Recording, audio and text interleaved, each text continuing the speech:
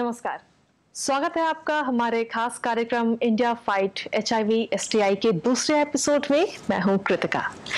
India fight HIV STI के पहले episode में हमने HIV और एड्स के बारे में जाना कि ये बीमारी आखिर कैसे होती है, कैसे हम HIV से खुद को और दूसरों को सुरक्षित रख सकते हैं। जिसके बाद अब आज के इस एपिसोड में HIV की जांच और उसका उपचार के बारे में हम विस्तार से बात करेंगे। इस विषय पर जानकारी देने के लिए आज स्टूडियो में मेरे साथ मौजूद है डॉक्टर चिन्मय दास जी। चिन्मय जी, बहुत बहुत स्वागत है आपका हमारे खास कार्यक्रम में। आपको बता दें कि चिन्मय Das ji national AIDS control organisation में ADG के पद पर लंबे समय से कार्य कर रही हैं और HIV की जांच और उपचार के क्षेत्र में भी लंबे समय से कार्य कर रही हैं। तो चिन्मय जी, HIV को लेकर के हमने पिछले एपिसोड में हमने बात की थी कि आखिर ये कैसे फैलता है, इसको कैसे रोका जा सकता है। अब आज के इस एपिसोड में हम बात कर रहे हैं कि इसका उपचार कैसे किया जा सकता है, किन चीजों का हमें ध्यान रखना चाहिए उपचार के बारे में। तो चिन्मय जी, मेरा सबसे पहला सवाल यही है कि HIV टेस्ट कैसे किया जाए और साथ ही इस टेस्ट में क्या ये टेस्ट सभी के लिए जरूरी है? HIV जो टेस्ट किया जाता है, अगर किसी को रिस्क है उन्हीं के लिए बहुत ज़रूरी है। तो उसमें किसको रिस्क है जानने के लिए हमको ये समझना बहुत ज़रूरी है कि HIV फैलता कैसे है। जी। अगर कोई व्यक्ति HIV संक्रमित है और वो ब्लड डोनेट कर रहा है तो ब्लड ट्रांसफ्यूजन या ब्लड प्रोडक्ट के ट्रांसफ्यूजन से ये फैल सकती है। असुरक्षित यौन संबंध से ये फैल सकती है। अगर संक्रमित सुई या सिरिंज है तो जिसकी साझा किया जा रहा है दूसरों के साथ जी, तो उससे भी फैल सकता है। और अगर माँ संक्रमित है HIV से तो उसके बच्चे को गर्भ अवस्था के समय, प्रसव के समय और स्तनपान के समय ये फैल सकता है। तो अगर इससे फैलने की किसी को कोई शंका है तो वो जरूर अपनी HIV टेस्ट कराएं। जी डॉक्टर चिन्मय दास, कई बार ऐसा होता है कि इन सब चीजों में हम नहीं पढ़ते हैं, तो ऐसे में क्या कुछ लक्षण ऐसे हो जिससे कि हमें ऐसे पता चल जाए कि HIV पॉजिटिव है या नहीं, या हर किसी को ये टेस्ट कराना जरूरी है या अपनी लाइफ में एक दो बार ये टेस्ट कराना चाहिए? हर किसी को HIV टेस्ट कराने की जरूरत नहीं है जी। लेकिन अगर किसी को शंका है इन मतलब रूट्स ऑफ ट्रांसमिशन जिनको पता है और उनको पता लग रहा है कि मुझे शंका है HIV का, तो वो जरूर अपने टेस्ट कराना चाहिए। और इसके अलावा अगर किसी को TB है या सिफिलिस है तो उनको भी HIV टेस्ट कराना आवश्यक होता है। जी। अगर किसी व्यक्ति को अपना टेस्ट कराना है तो उसे कहाँ जाना चाहिए अपना टेस्ट कराने के लिए? तो हमारे सरकार के जो जितने भी स्वास्थ्य केंद्र हैं, सरकारी स्वास्थ्य केंद्र है, वहाँ पे HIV स्क्रीनिंग की सुविधा है। लगभग 30,000 स्वास्थ्य केंद्र है हमारे देश में जहाँ पे HIV स्क्रीनिंग टेस्ट होती है। और एक बार ये स्क्रीनिंग पॉजिटिव आए तो उनको कंफर्मेशन के लिए, टेस्ट कंफर्मेशन के लिए ICTC भेजा जाता है। और ये जो ICTC है, integrated counselling and testing centres हैं, करीब 4,500 सेंटर्स हैं हमारे देश में, तो जहाँ पे इसके कंफर्मेशन होता है। और ये कंफर्मेशन के साथ परामर्श, जो काउंसलिंग बहुत इम्पोर्टेंट, बहुत इंटीग्रल पार्ट है हमारी प्रोग्राम की। जी डॉक्टर दास, HIV को लेकर के जो जांच केंद्र हैं HIV के, वहाँ पर क्या कुछ फैसिलिटीज आम लोगों के लिए उपलब्ध है? जैसे मैंने बताया, फ्री है, मुफ्त है टेस्टिंग और काउंसलिंग जो परामर्श बोलते हैं, हम काउंसलर्स बोलते हैं, तो वो प्री टेस्ट और पोस्ट टेस्ट काउंसलिंग दोनों करते हैं। इसके अलावा इन केंद्रों पर, जांच केंद्रों पर TB और STI स्क्रीनिंग भी होती है। एक रिस्क परसेप्शन, मतलब किसको ज़्यादा जोखिम में कौन से व्यक्ति हैं, तो उसकी भी काउंसलर्स सवाल पूछ के उसकी जानकारी ले लेते हैं और उनको रेफर किया जाता है TB जांच के लिए या STI जांच के लिए। इसके अलावा इन जांच केंद्रों पर हमारे IEC मटेरियल्स बहुत होते हैं कि HIV प्रिवेंशन मैसेजेस दिया जाता है। और इन जांच केंद्रों पर फ्री कॉन्डोम भी अवेलेबल होता है फॉर प्रिवेंशन। जी, जिस तरीके से आपने ये तो फैसिलिटीज बताई, लेकिन साथ ही जब प्रेग्नेंट वुमेन्स की अगर हम बात करते हैं तो उन प्रेग्नेंट वुमेन्स को क्या HIV टेस्ट कराना जरूरी है? जो हमारे भारत सरकार की RCH प्रोग्राम है, रिप्रोडक्टिव चाइल्ड हेल्थ प्रोग्राम है, उसके तहत हर प्रेग्नेंट वुमेन की पहली तिमाही जो होती है, फर्स्ट ट्राइमेस्टर, उस पे HIV और सिफिलिस की जांच कराना आवश्यक है जी। ये उसकी गाइडलाइन, RCH की गाइडलाइन के तहत उनको ज़रूरी है कि हर प्रेग्नेंट वुमन जांच कराए, क्योंकि अगर हम जल्दी पकड़ लेते हैं, किसी को पहले से पता नहीं है और हम HIV और सिफिलिस की जांच करके पॉजिटिव आती है, तो डेफिनेटली उनकी इलाज हम जल्दी शुरू कर पाते हैं। और अगर इलाज जल्दी शुरू करते हैं तो बच्चे को ट्रांसमिशन का बहुत कम चांसेस होता है। तो शिशु कई बार नेगेटिव भी पैदा होता है अगर माँ की इलाज बहुत अच्छी तरीके से हुई हो। जी, अभी तक के उसमें अगर देखा जाए तो क्या आपने ऐसा देखा है कभी कि कोई प्रेग्नेंट वुमेन हो और वो HIV पॉजिटिव हो और उसने एक नेगेटिव बच्चे को जन्म दिया हो? कितने परसेंट चांसेस होते हैं इसके? ये जो प्रेग्नेंट वुमन जिनका कंट्रोल्ड है, वायरल लोड बहुत कम है उनके शरीर में, तो उसमें बहुत कम चांसेस होते हैं कि बच्चे को HIV ट्रांसमिट हो। तो अगर वो जो प्रेग्नेंट लेडी है वो नियमित तरीके से रोज वो ले अपनी दवाइयाँ और वो अपनी जो भी डॉक्टर की सलाह है वो सारा माने, और अगर सिफिलिस है तो उसकी भी इलाज पूरी कराएं जी, तो फिर बच्चे को HIV या सिफिलिस होने का चांसेस बहुत बहुत बहुत कम होता है और बच्चा नेगेटिव वे पैदा होने का चांसेस, ये हमने देखा भी है, बहुत बच्चे नेगेटिव वे पैदा होते हैं। जी, कई बार जाने अनजाने में हम कुछ ऐसे कदम उठा लेते हैं जिसकी वजह से हम HIV पॉजिटिव हो जाते हैं। तो क्या अब HIV हम पॉजिटिव हो गए, कोई भी व्यक्ति है और वो HIV पॉजिटिव हो गया, तो उसे पता कैसे लगेगा? ऐसे तो आम व्यक्ति जैसे हैं वैसे कोई लक्षण तो ऐसा दिखता नहीं है जनरल पॉपुलेशन की उसको पता चले कि मैं HIV पॉजिटिव, जब तक आप जांच ना कराएं। और अगर किसी को बहुत इम्यूनिटी लो है जिसकी वजह से उसको कई तरह की बीमारियां हो सकती है, जैसे TB हो सकती है, बार बार डायरिया होता है, और या फिर मेनिंजाइटिस, इस तरह की बीमारियां होती है, तो उनके ये है कि जो बीमारी से लड़ने की जो ताकत है शरीर की, प्रतिरोधक शक्ति जो है, इम्यूनिटी जिसको कहते हैं, वो बहुत कम होता है जिनमें, तो उनको ये बार बार होता है। तो उन्हीं लोगों में हम कोशिश करते हैं कि उनकी एक बार जरूर HIV जांच कराया जाए, ताकि हमको पता चले कि कहीं ऐसा तो नहीं कि वो उसने कभी जांच नहीं कराया और उसको पता भी ना हो कि HIV है उसको। जी, HIV के अगर इलाज की बात करें तो इसका क्या वाकई कोई इलाज है, कोई एक प्रॉपर इलाज जिससे कि HIV जड़ से खत्म किया जा सके? HIV का कोई क्योर नहीं है कि ऐसे पूर्ण रूप से इलाज तो आज तक नहीं आया है जी, लेकिन ये मैं ज़रूर कहना चाहूँगी कि जो दवाई लेते हैं रोज़ाना, नियमित रूप से दवाई लेते हैं और डॉक्टर की बात मानते हैं और परामर्शदाता जो होते हैं काउंसलर्स, उनकी बात मानते हैं, अच्छी तरह से पोषण लेते हैं, न्यूट्रिशन पे बहुत अच्छा ध्यान रखते हैं, लाइफस्टाइल बिहेवियर भी अच्छा रखते हैं, वो बहुत अच्छी क्वालिटी जिंदगी जीते हैं। उनको सामान्य रूप से एकदम स्वस्थ जीवन शैली जो रखते हैं, वो उनको कभी कोई दिक्कत नहीं होती है और बहुत लंबे समय तक वो जीते हैं। जैसे कि डायबिटीज और हाइपरटेंशन भी हो गया, वहाँ पे भी आप लंबे समय तक दवाई लेते हैं, लेकिन ये इलाज की हम ऐसे बोले कि ये दवाई ले लिया तो आप पूर्ण रूप से इलाज हो जाएगी और आपको दवाई बंद हो जाएगी, ये नहीं होती है। तो उनको आजीवन दवाई लेनी पड़ती है। यानी कि ये एक लॉन्ग टर्म बीमारी है और लाइफ टाइम आपको इसके लिए दवाई लेनी पड़ेगी। बिल्कुल बिल्कुल। डॉक्टर दास, जिस तरीके से देखा जाए तो ART भी एक शब्द है, मैं चाहूंगी कि उसके बारे में भी हमें और हमारे दर्शक को जानकारी दें थोड़ा। ART जिसको कहते हैं एंटी रेट्रोवायरल थेरेपी जिसको बोला जाता है, कई जगह उसको एंटी रेट्रोवायरल ट्रीटमेंट के नाम पे भी बोला जाता है, लेकिन हम थेरेपी बोलना इसलिए पसंद करेंगे। ट्रीटमेंट मतलब इलाज के साथ साथ परामर्श, जो counselling, it's a very important, very crucial part of the programme.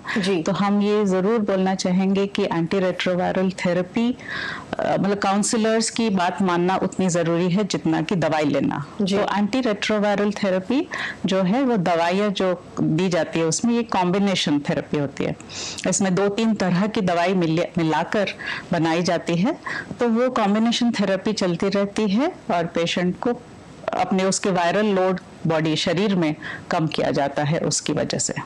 Ji, doctor Das, HIV किसी भी व्यक्ति का HIV रिजल्ट जो है वो पॉजिटिव आ गया है, अब उसके बाद में उसे लगभग कितने समय में अपना जो उपचार है वो शुरू कर देना चाहिए? क्योंकि कई बार हम ऐसा होता है, भी पिछले एपिसोड में भी हमने बात की कि हम लोग थोड़ा हिचकते हैं किसी भी डॉक्टर से बात करने में HIV को लेकर, तो हिचक को जो दूर करने में थोड़ा सा वक्त लग जाता है, तो हमें लगभग कितने समय में इस बीमारी का इलाज शुरू कर देना चाहिए?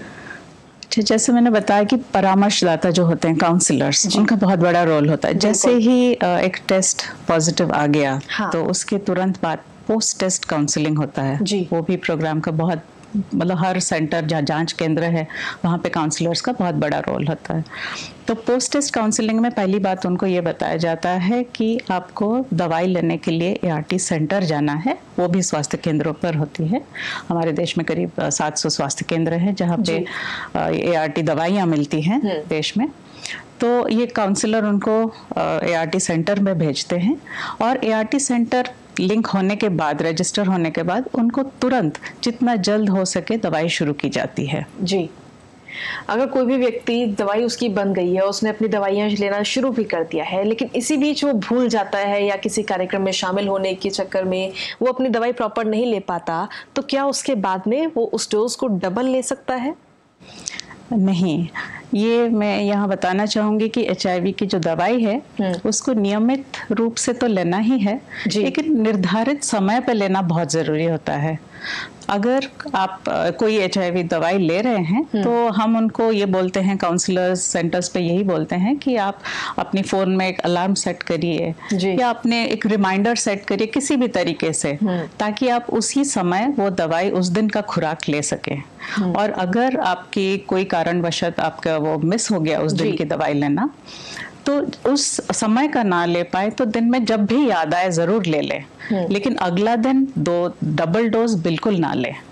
जी डॉक्टर दास, कई बार कुछ लोगों को HIV पॉजिटिव है लेकिन साथ ही कुछ चीज़ों से एलर्जी भी होती है, तो क्या ऐसे में ये जो दवाइयाँ हमें दी जाएंगी, किसी व्यक्ति को दी जाएंगी HIV पॉजिटिव को, तो उन दवाइयों से किसी प्रकार की कोई एलर्जी या कोई साइड इफेक्ट?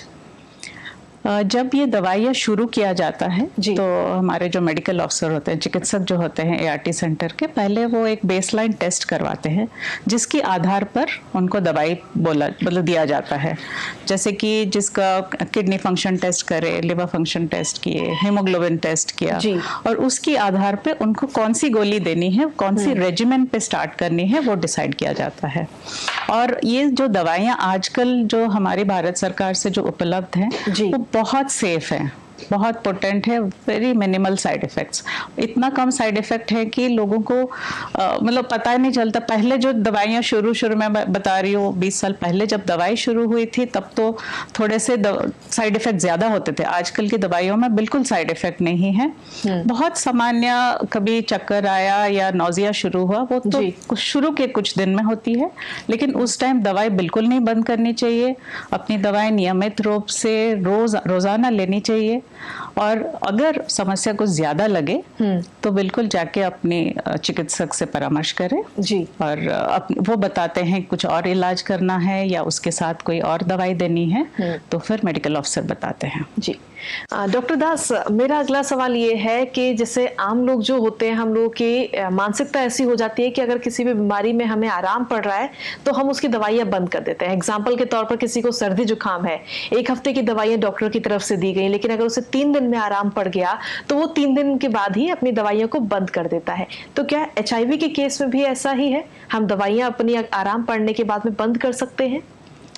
बिल्कुल दवाई बंद नहीं करनी चाहिए, नियमित रूप से रोजाना ये दवाई लेनी चाहिए। अगर ये दवाई हम बंद कर देते हैं, इसकी 2 पहलू मैं बताऊंगी जो दिक्कत होती है। पहली तो ये है कि एक ड्रग रेजिस्टेंस हो जाता है। आपने एंटीमाइक्रोबियल रेजिस्टेंस की बात तो सुनी होगी। जो एंटीबायोटिक भी हम फुल कोर्स लेने के लिए बोला जाता है मरीजों को कि अब आराम आने लगे, अच्छा लगने लगे तो दवाई बंद मत करिए, पूरा कोर्स लीजिए बोला जाता है। सिमिलरली HIV मेडिसिन भी बिल्कुल बंद नहीं करनी चाहिए। और दूसरी पहलू इसका ये है, जब हम दवाई बंद कर देते हैं कुछ दिन के लिए, चाहे 1 दिन या 2 दिन या ज़्यादा दिन के लिए, तो वो वायरस की मात्रा अपने शरीर में बहुत बढ़ जाती है जी। जब अगर वायरस की मात्रा बढ़ गई शरीर में, तो हमारी रोग प्रतिरोधक शक्ति हमारे शरीर की कम हो जाती है, और जिसकी वजह से हमको और अन्य तरह की बीमारियां भी होने लगती है। तो इसीलिए कभी भी दवाई बंद नहीं करनी चाहिए, चाहे आराम महसूस हो या फिर कोई भी छोटी मोटी साइड इफ़ेक्ट हो, बिल्कुल दवाई बंद नहीं करनी चाहिए जी। सरकार की तरफ से HIV की जागरूकता फैलाने के लिए तो कई सारे कार्यक्रम और अभियान चलाए ही जा रहे हैं, लेकिन क्या HIV पॉजिटिव लोगों के लिए भी किसी प्रकार की कोई फैसिलिटीज सरकार की तरफ से प्रोवाइड की जाती हैं? हमारे जो ART सेंटर्स हैं, वहाँ पे हम काफ़ी सारी सुविधाएं उपलब्ध करवा रहे हैं सरकार की तरफ से। फ्री ट्रीटमेंट जो लाइफ लॉन्ग है, अभी मैं बता रही थी, पूरी लाइफ आजीवन लेनी है, तो लाइफ लॉन्ग दवाई देने की हम भारत सरकार सुविधा रखी है। और अगर साथ साथ इन मरीज़ों को TB भी होता है, तो उसकी इलाज कराने के लिए भी एंटी ट्यूबरकुलोसिस ट्रीटमेंट जो है इन्हीं जांच के मतलब ट्रीटमेंट सेंटर्स पे रखी जाती है। और इसके अलावा बाकी उनका कोई भी बीमारी होती है, STIs हो गए, बाकी और कोई बीमारी हो गया, तो उसके रेफरल के लिए भी हमने रेफरल लिंकेजेस बना रखी है कि स्वास्थ्य केंद्र के लिए कहाँ पे भेजना है, कौन से चिकित्सक के पास ये भेज सकते हैं, कैसे इलाज हो सकती है, उसकी पूरी प्रावधान हमने कर रखी है। इसके अलावा TB जिनको ना हो, क्योंकि हम जैसे मैं बता रही थी, इनको इम्यूनिटी लो होने की वजह से सबसे कॉमन इलनेस जो होती है वो होती है TB हमारे पेशेंट्स के लिए। तो हम ये कोशिश करते हैं कि उनको जिनको TB नहीं है तो उनको TB आगे जाके भी ना हो, उसके लिए TB प्रोफिलैक्सिस ट्रीटमेंट जो होती है वो हमारे TB प्रोग्राम की जो गाइडलाइंस है उसके तहत जो दिया जाता है, वो भी उसकी सुविधा भी हम रखते हैं इन ART सेंटर्स पे। इसके अलावा जो काउंसलिंग है, ड्रग एडियरेंस हो गया, लाइफस्टाइल रिलेटेड हो गया, न्यूट्रिशन काउंसलिंग हो गया, तो ये सब के बारे में भी काउंसलिंग की जा रही है। और बाकी जो वायरल लोड टेस्टिंग होती है, CD4 काउंट टेस्टिंग होती है, जिसके तहत हम मॉनिटरिंग कर पाते हैं कि हमारी ये जो दवाई दी जा रही है कितनी इफेक्टिव है, तो उसकी टेस्टिंग के प्रावधान भी हमारे इन ART सेंटर्स पे है। इसके अलावा सोशल प्रोटेक्शन स्कीम्स जो स्टेट स्पेसिफिक स्कीम्स होती हैं, कई जगह उनको कुछ निशुल्क आने जाने की सुविधा होती है, कई जगह पोषण के लिए कुछ पैसा दिया जाता है, कई स्टेट्स में उनको कुछ और सुविधाएं दी जाती है। ये स्टेट्स राज्य स्पेसिफिक, राज्य सरकार के तहत ये नियंत्रित किया जाता है कि कौन सी सोशल प्रोटेक्शन स्कीम से लिंक करा जाए, उसकी भी हम इन्हीं ART सेंटर्स के थ्रू ये करवाते हैं जी। अभी आपने बात की TB को लेकर के, तो क्या HIV और TB इन दोनों में आपस में कुछ कनेक्शन भी है क्या? हाँ, यही मैं बताने की कोशिश कर रही थी कि जब कोई HIV संक्रमित व्यक्ति होता है जिसका इम्यूनिटी लो होता है, तो उसको TB होने के बहुत चांसेस होते हैं। वैसे ही तो उसको TB हम हर बार उसके हर मंथली विजिट पे या जब भी वो स्वास्थ्य केंद्र आए, तो हम कोशिश करते हैं कि उसका TB स्क्रीनिंग भी हम कर लें। TB बीमारी के जो भी लक्षण है हम पूछते हैं और हर बार जांच कराने की भी कोशिश करते हैं अगर कोई लक्षण निकले तो। इसके अलावा जो TB पेशेंट्स हैं उनका भी HIV टेस्टिंग आवश्यक है जी। तो उसके लिए हमने दोनों प्रोग्राम्स के बीच, ट्यूबरकुलोसिस प्रोग्राम हो गया, HIV का प्रोग्राम हो गया, दोनों के बीच हम रेफरल लिंकेजेस भी बना चुके हैं जी। और हम कोशिश करते हैं कि TB के मरीज का HIV जांच हो, HIV मरीज का TB जांच हो जी। और TB ना हो उसके लिए भी हम दवाई देते हैं। बिल्कुल, यानी कि पूरा ट्रीटमेंट तो है ही, लेकिन साथ ही लोगों तक कैसे पहुंचा जाए इस ट्रीटमेंट के साथ में, क्योंकि आज भी अगर ग्रामीण क्षेत्र की बात करें तो बहुत सारे ऐसे लोग हैं जो इन सब चीज़ों में अभी जागरूकता वहां तक नहीं पहुंची है। तो सरकार की तरफ से क्या अभियान है ऐसे, और खास तौर पर ग्रामीण क्षेत्रों में कैसे पहुंचा जा रहा है? तो हमारे ये जो HIV स्क्रीनिंग टेस्ट्स हैं, ये हर स्वास्थ्य केंद्र, जैसे मैंने बताया, up to primary health centre level भी अवेलेबल हैं। और जो हमारे VHNDs होती हैं, village health and nutrition days होती हैं RCH प्रोग्राम के तहत, वहाँ पे भी हम कैंप मोड पे HIV स्क्रीनिंग करवाते हैं। इसके अलावा ग्रामीण क्षेत्र में पहुँचने के लिए हमारे कुछ कम्युनिटी बेस्ड स्क्रीनिंग ये भी होती है। और हम बहुत तरह की मैसेजिंग करते हैं डिफरेंट माध्यम से, कहीं भी मिड मीडिया फोक लोर से, फिर कैंपेन्स भी बहुत करते हैं ताकि हम हर स्तर तक पहुंच सके, चाहे ग्रामीण हो चाहे अर्बन एरियाज हो। जी, अगर सोशल मीडिया की बात करें तो हमारे देश के जो युवा हैं आजकल सोशल मीडिया पर सबसे ज़्यादा उपलब्ध हैं और युवाओं में HIV को लेकर के खतरा भी काफ़ी ज़्यादा रहता है, तो ऐसे उनको लेकर के आप क्या कहेंगी, किन चीज़ों का ध्यान वो लोग रखें अपने जीवन में, अपने लाइफस्टाइल में? बस हमारा यही मैसेज है, उनको पता होना चाहिए कि HIV कैसे फैलती है। जी, एक बार आप जाने कि कैसे फैलती है तो आप जानेंगे कि रोकना भी कैसे है। जी, सो रूट ऑफ ट्रांसमिशन की जानकारी देने के लिए हमारे बहुत माध्यम से हम बहुत तरीके से भी कोशिश करते हैं, सब युवा लोगों को पहुंचने के लिए, सोशल मैसेजिंग के थ्रू हो, सोशल इन्फ्लुएंसर्स भी हम हायर कर रहे हैं, यूज़ कर रहे हैं। और हमारा जो एक, अगर किसी के मन में कोई शंका हो तो हमारा एक हेल्पलाइन नंबर है 1097, जो हम चाहते हैं कि इस नंबर पे भी युवा को कोई भी मन में क्वेश्चंस हो अबाउट HIV प्रिवेंशन हो गया, टेस्टिंग हो गया, ट्रीटमेंट या कोई भी उसी के रिलेटेड हो, तो 1097 टोल फ्री नंबर पे वो फ़ोन करके भी इसके बारे में जानकारी ले सकते हैं। जी। डॉक्टर दास, आज की तारीख में तो बहुत सारे सोशल एक्टिविस्ट हैं जो आपके नाकों के साथ में जुड़े हुए हैं, आपके साथ जुड़े हुए हैं, लेकिन एक समय वो भी था जब लोग इस बीमारी का नाम तक सुनने से डरते थे, तो तब के समय में और आज के समय में कितना अंतर आपको नजर आता है?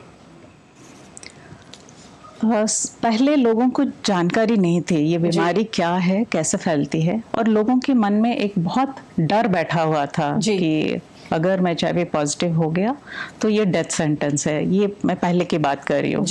लेकिन अब हमारे पास इलाज है और हमको पता है कि जागरूकता कैसे फैलानी है लोगों में, और अगर हम जान जाते हैं इस बीमारी का कि रोकथाम कैसे हो सकती है, और इसको अगर शंका हो तो जांच कहाँ करना चाहिए और कैसे इलाज करनी चाहिए और पूरी आजीवन इलाज करानी चाहिए, क्योंकि एक कॉन्सेप्ट है अनडिटेक्टेबल इज इक्वल टू अनट्रांसमिसेबल। अगर आपकी ब्लड पे वायरस है नहीं तो आप ट्रांसमिट कर ही नहीं सकते दूसरे को, और अगर कोई एक बार HIV संक्रमित व्यक्ति हो गया है जो इलाज जिसके चल रही है, तो पूरी कोशिश करनी चाहिए कि ये अब दवाई लेके पूर्ण रूप से दवाई लेके तो वो अपने वायरस जो फैलने से रोके अपने शरीर के अंदर, ताकि वो ट्रांसमिट ना करे दूसरे को। चलिए, बहुत बहुत शुक्रिया डॉक्टर चिन्मय दास जी हमारे साथ इस खास कार्यक्रम में जुड़ने के लिए और अपना कीमती समय हमें देने के लिए। तो आज के इस खास कार्यक्रम में हमने जाना है कि कैसे हम HIV एड्स का उपचार करके खुद को और लोगों को सुरक्षित कर सकते हैं। HIV को अपना सबसे बड़ा दुश्मन हमें बनाना है, एड्स से लड़ना है, अपने जीवन को नहीं खोने देना है और HIV से दूर रहना है। इसी भरोसे के साथ में आज के इस खास एपिसोड में इतना ही। मुझे और मेरी पूरी टीम को दीजिए इजाजत। नमस्कार।